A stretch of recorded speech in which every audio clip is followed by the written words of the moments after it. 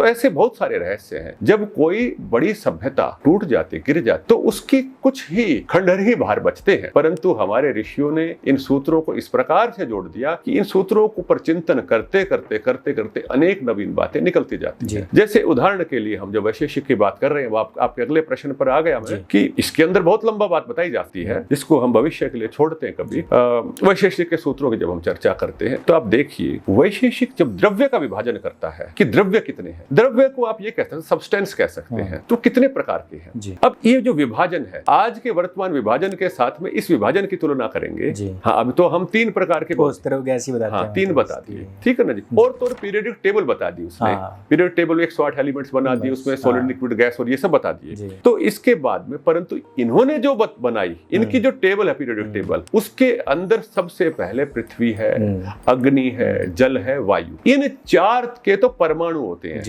ये फिजिकल परमाणु होते हैं और इनके अलग अलग चीजें होती हैं। परमाणु का मतलब एटम नहीं है, परमाणु का मतलब पार्टिकल से है ना। एटम का मतलब तो जिसके अंदर इलेक्ट्रॉन, प्रोटॉन, न्यूट्रॉन होते हैं, ठीक है जी, उसको हम परमाणु नहीं कहते। परमाणु तो हम प्राइमरी जो पार्टिकल, एलिमेंट्री पार्टिकल, उसको हम परमाणु से यहाँ पर कहेंगे। तो इन 4 के परमाणु होते हैं। अग्नि का परमाणु है, अर्थात फोटोन अग्नि का परमाणु है, या इलेक्ट्रॉन को अग्नि का परमाणु मान लीजिए, क्योंकि दोनों की एनर्जी लगभग समान होती है, तो वो दोनों को हम परमाणु मान सकते हैं। अग्नि का परमाणु, इसी प्रकाश का भी माना गया ना, तो प्रकाश में सूर्य का आ रहा है, प्रकाश फोटोन माना गया। हाँ, प्रकाश को ही अग्नि का परमाणु कहेंगे। बिल्कुल, जो अग्नि परमाणु रूप में प्रवाहित होती है वही फोटोन है, वही प्रकाश है, और जो एक जगह पर है वो एनर्जी रूप में, ठीक है जी, जो इलेक्ट्रॉन रूप में प्रवाहित होती है, तो इसको हम उसको परमाणु मान लेंगे। इसी प्रकार से जो न्यूक्लियस जिससे निर्मित होता है वो पृथ्वी, वायु और जल, इसकी तुलना आप ऑर्बिट से कर सकते हो, ऑर्बिटल से कर सकते हो अंदर वाले, और ऑर्बिटल से करते ही आपके सामने एक नया महर्षि कणाद का एटॉमिक स्ट्रक्चर खड़ा होने लग जाएगा, जिसके ऊपर पर्याप्त रिसर्च की संभावना है, जिसके अंदर हम प्राचीन ग्रंथों के प्रमाण इकट्ठे करके और उन प्रमाणों के साथ में महर्षि प्रशस्तपाद के भाष्य को लेकर के, महर्षि कणाद के सूत्रों से एक विचारधारा लेकर के, और हम उस जो एटॉमिक मॉडल है, वैदिक एटॉमिक मॉडल है, उसको हम निर्मित करने का कार्य कर सकते हैं। चौथा और 5वें नंबर पर देखिए क्या आता है, आकाश। आकाश एक पदार्थ है, इथर जिसको बोलते हैं, स्पेस कह सकते हैं। वो आज हुआ है, वो जब हम पढ़ा करते थे वो इथर विथर का कहीं जिक्र नहीं होता था। और स्पेस टाइम, टाइम को भी एक डायमेंशन मानते हैं, तो काल और दिक, दिशाओं को भी माना। हाँ, 2 माना, 5 हो गए, काल और दिक, मतलब एक डायमेंशन और टाइम। डायमेंशन और टाइम भी आपको चीज को, सत्य को एक द्रव्य रूप में जानने का विषय है। तो जब इसको जानेंगे तभी आप कॉस्मोस को जान सकते हो, तभी ब्रह्मांड को जान सकते हो। आज के दिन स्ट्रिंग थ्योरी और इन सब में 9-9, 10-10 डायमेंशंस की चर्चा है, तो कहां डायमेंशन को एक द्रव्य के रूप में हजारों साल पहले महर्षि कणाद कह रहे थे, तो कितनी बड़ी सोच उनकी रही होगी। और जहां दिक की चर्चा है, उस दिक की चर्चा को, उसने दिक को इतना इंपॉर्टेंट माना कि द्रव्य है वो।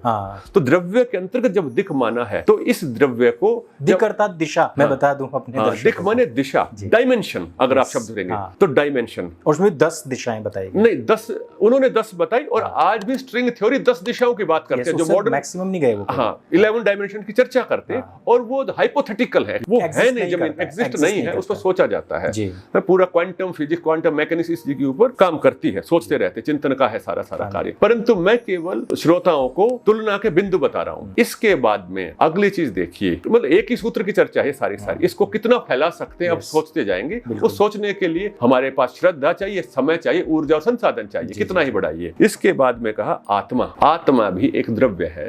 आत्मा कहते हैं कॉन्शियसनेस को, चेतना को एक द्रव्य मान लिया। अब इस चेतना की जो स्टडी है, आप शेष ठोस द्रव्यों के साथ में कर रहे हैं, बायोलॉजी और फिजिक्स साथ साथ पढ़ रहे हैं, ऐसे सूत्र बना रहे जो बायोलॉजी में भी काम करेंगे, फिजिक्स में भी और केमिस्ट्री में भी काम करेंगे, एक साथ साथ करें, और कॉस्मोलॉजी में भी काम करेंगे। तो इस प्रकार की चिंतन उनका रहा है, महर्षि कणाद का। पूरे ब्रह्मांड के अंदर जब पदार्थ द्रव्यों की चिंतन करते हैं वो, तो उसमें 8वां पदार्थ उन्होंने आत्मा को माना और 9वां मन को माना। मन का मतलब माइंड है। ये माइंड क्या है? आत्मा और प्रकृति के बीच की चीज है। जब वह चेतना प्रकृति के किसी सूक्ष्म, इतने फाइन, क्या कहते हैं, रूप के साथ, फॉर्म के साथ संपर्क में आती है, तो बीच की चीज एक बन जाती है, बनी हुई होती है, जिसको माइंड कहते हैं, जिसके अंदर बुद्धि होती है, जो चिंतन करती, विचार करती है, जो अनुभूति करती है वो आत्मा है, पर जो चिंतन करता है, जिसके अंदर चिंतन के जो स्तर चलता रहता है, वह सब माइंड है। तो यह भी एक पदार्थ है।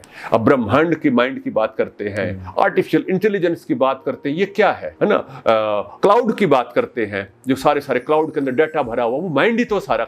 तो इस प्रकार की चीज की चिंतन वहां पर किया गया था और विस्तार से चिंतन किया गया था। एक पदार्थ के रूप में नहीं, एक द्रव्य के रूप में इसका चिंतन किया गया था। तो इतना विस्तार से तो एक ही सूत्र के अंदर आपको मिलेगा। और इस प्रकार का डिवीजन जब बालक के मन में या विद्यार्थी के मन में पहले से स्थिर होगा और फिर इसके आधार पर जब वो स्टडी कर रहा होगा तो उसका चिंतन का विकास कितना अधिक होगा, आप चिंतन कर सकते हैं, सोच सकते हैं।